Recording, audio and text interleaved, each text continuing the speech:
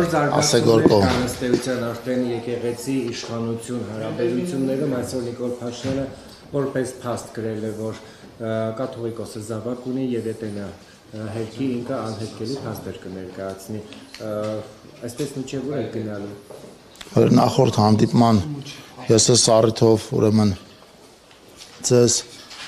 ընդամենը օրեր առաջ հարցազրույց տվել եմ եւ այդ մասով իմ տեսակետները նույնն են եւ անփոփոխ։ Պարոն Խուդատյան, բայց Փաշինյանն ըստ էության կոչ է արել, նա նշում է, որ հավատավոր ժողովուրդը պետք է հավաքվի եւ վեհարանից դուրս հանի վեհափառին, այսինքն ցույցեր են իրականացվելու, բռնի ուժով հանելու եք նրան դուրս, ինչ խնդիր կա։ Եվ քաղաքացիների մեջ դուք լինելու եք։ Որ քաղաքացիների մեջ։ Վեհարանից կաթողիկոսին դուրս հանել։ Ես կարծում եմ մեր նախարարությունը այդ իրավիճակում գործառույթներ չունի իրականացնելու։ Ես ասեմ որպես քաղաքացի եւ որպես քրիստոնյա մտահոգված եմ եկեղեցու հիմնական կարգերից մեկի խախտման կամ թվացial խախտման մասով կամ վարչապետի հայտարարությունից հետո արդեն խախտման մասով ես դրա հետ կապված կարծում եմ որ դա եկեղեցու ուրեմն կարևոր ավանդույթներից մեկն է, որի միջելոց իշխանությունը չի բերել օրակարգ այդ դարերով փոխանցված ավանդույթը եւ կարծում եթե այնտեղ կա խախտում, դա պետք է ունենա հետևանք մնացածի մասով։ Հետևանքը ո՞րն է, որ վեհարանից նրան դուրս հանեն։ Ես ասի որ մեր պլաններում, իմ պլաններում այդպիսի բան չկա, մեր նախարարության պլաններում այդպիսի բաներ չկա։ Ինֆորմացված չեմ հայտարարության մասին ձեզանից լսեցի։ Բայց հնարավոր է ցույցեր կազմակերպվեն, այս մասին քննարկումներ արդյոք եղել է եւ առաջիկայում մենք կարող ենք տեսնել, որ ակցիաներ է իրականացվում, որովհետեւ Փաշինյանն ըստ էության կոչ արել ժողովրդին Ոչ համախմբվել։ նախարարությունում, ոչ կուսակցությունում գոնե իմ մասնակցությամբ, իմ ներկայությամբ այդպիսի քննարկում չեն եղել, կարծում եմ դուք հայեցողական եք մեկնաբանում։ Եվ հասարակության շատ հատված ասում է, որ ըստ էության այս ամենը ուղիղ կապ ունի վեհապարի Շվեյցարիայում տեղի ունեցած ելույթի հետ, նաև Ադրբեջանի պահանջների հետ եւ ըստ էության ԿՊ-ն 7 տարուց ավել է արդեն իշխանությանը եւ ինչու հիմա առաջացավ այս հարցը եւ սա կապում են ուղիղ վեհապարի գործունեության հետ։ Նախ ծանոթ չեմ Շվեյցարիայում, եթե չեմ սխալվում, ասացիք այդ ելույթի բովանդակությանը, պիտի ասեմ, որ ընդհանրապես Հայաստանում տեղի ունեցող ես տեղյակ եմ մեր նախարարության համակարգման ոլորտում հիմնական անելիքներին, իսկ դրանք այնպեսի շատ են, որ այո, հաճախ ժամանակ չի լինում հասկանալ Շվեյցարիայում ով ինչ բովանդակությամբ ելույթ է ունեցել։ Հիմա ասեմ Հայաստանի ներքաղաքական օրակարգում ցանկացած հարց, որը լինում է սկսած համանդրական փոփոխություններից, ընդդիմադիր որոշ շրջանակներ, ցավոք սրտի լրատվական ուրեմն տարբեր գործընկերների հետ համատեղ ուղղում են դեպի Ադրբեջան, այդպիսով արգելակելով նաև երկրում են process-ների իրականացումը, որոնք բնականon են, որոնք պիտի բխեն Հայաստանի Հանրապետության կարևոր շահերից, մեր պետության պետականության ավելի ամրապնդելու տեսանկյունից, այդպիսի դառը փորձ ունենք սահմանադրական բարեփոխումների մասով եւ հիմա կարծում եմ նույն շրջանակները այս հարցը ուղղորդում են այնտեղ, որտեղ որի հետ այս հարցը ընդհանրապես կապ չունի։ Նախարար, գործնականները գուցե վերջին հարցը Այսինքն այս ամենը զուգադիպությունն է, ամեն անգամ այնտեղից ինչ-որ մի պահանջ ինչ։ Ես ասացի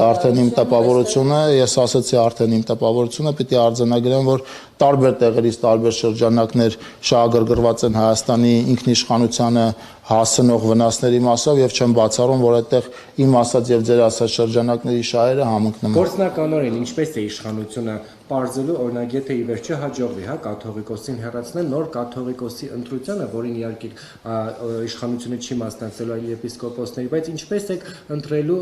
ինչպես եք պարզելու նոր թեկնածուն համապատասխանում է այդ բոլոր չափորոշիչներին, թե ոչ։ Հարգելի գործընկերներ, ես նորից պիտի ասեմ, ցավոք սրտի կամ բարեբախտաբար, այս դեպքում բարեբախտաբար տարածքային կառավարման եւ ենթակառուցվածքների նախարարության բազմաթիվ ոլորտներից ոչ մեկի մեջ ձեր ասած հարցը չի մտնում եւ ես այդտեղ պիտի ասեմ, որ ներկայացուցիչ ոչ թե շատ լավ, թիմի անդամի մասով ասացի նաեւ, որ կուսակցությունում իմ ներկայությամբ առնվազն այդպիսի քննարկումներ չեն եղել։ Ինչպես եք բարձելու, որ օրինակ X եպիսկոպոս արքեպիսկոպոս Եթե այդպիսի քննարկումներ չեն եղել, ինչպես իմանամ, ինչպես ենք բարձելու։ Գործնականորեն բացատրել տպավորություն է, որ Նիկոլ Փաշինյանն որոշ քպականներ ուղիղ 10 օր առաջ են քրիստոնեություն ընդունել եւ դարձել հայ առաքելական եկեղեցու հետևորդ, ինչու է նման տպավորություն արժանի, որովհետեւ ստատուսներ են գրում։ Այ մենք մտահոգված ենք մեր եկեղեցու այս հարցերով, Ինչու հենց 10 օր առաջ էլի որոշեցին արդյոք 10 օր առաջ էլի վերջը ընդունել Սխալ տպավորություն է ձեր մոտ, այդ հարցի մանիպուլյատիվ մասի մեկնաբանությանը չեմ էլ ուզի նույնիսկ անդրադառնամ, որովհետև դուք նախորդ տարի դե հիմա հարց եք տալի, որի պատասխանը դուք գիտեք, հիմա նախորդ 1 ամիս առաջ, 3 ամիս առաջ, 8 ամիս առաջ հարցնում եք, իսկ ինչու է վարչապետ օրինակ տաղավար տոները շնորհավորում սաղմոսներ կարդալով։ Օրինակ դե հիմա դուք չեք տվել բազմաթիվ որովհետև դուք հիմա այստեղ խմբով եք եւ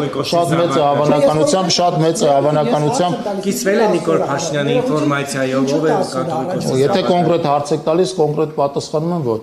Ով է կաթողիկոսի զավակը Նիկոլ Փաշինյանի կիսվել։ Ես այդպիսի ինֆորմացիա չունեմ, չգիտեմ։ Խոդատյան, դուք կառավարության նիստում եք եւ վարչապետ Փաշինյանը ձեր արչեւ նստած խոսում է ճուլանացված եկեղեցիների մասին, եթե չեմ սխալվում, հենց ձեր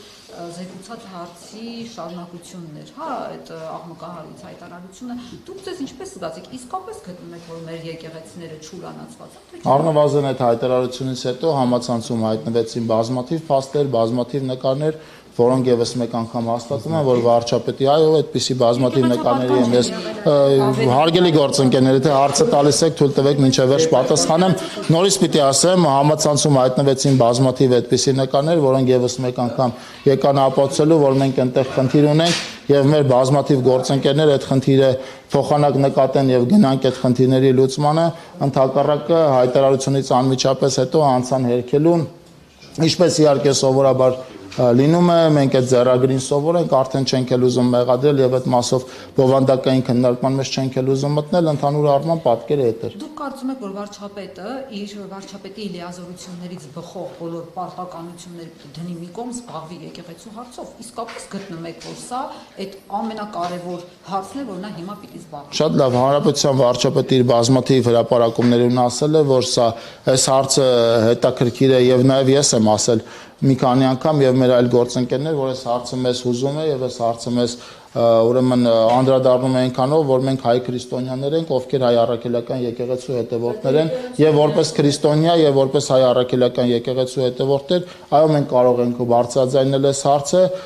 եւ նաեւ բարձրաձայնում ենք այդ հարցը։ Հետաքրքիր չունեք, որ ֆուտբոլն է ձեզ համար հետաքրքիր, որ ոնց որ Ռեալ Մադրիդի բանն եք, երկրպագուներից եք, դա էլ է ձեզ համար հետաքրքիր զոնա։ Ուրեմն դուք պիտի մտնեք այդ թիմի քաղաքականության մեջ։ Նախ ասեմ, որ ինձ ամենաշատը հետաքրքիր է Հայաստանի ազգային հավաքականը եւ ես Հայաստանի ազգային հավաքականի երկրպագու եմ, կուզեմ լրատվամիջոցների համար մի